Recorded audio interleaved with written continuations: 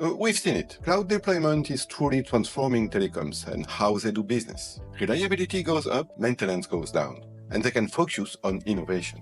We're talking rapid deployment, sometimes just in 3 weeks, enabling quick feature rollouts and service improvements. Telecom can introduce new services faster and improve customer relationships through lifecycle management, live monitoring, capacity planning, and instant feedback.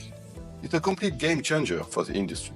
Financially speaking, cloud hosting means cutting costs on hardware and energy, shifting from purchasing perpetual licenses to a flexible OpEx model. They can now scale resources instantly and relieve IT teams from time-consuming maintenance and support tasks.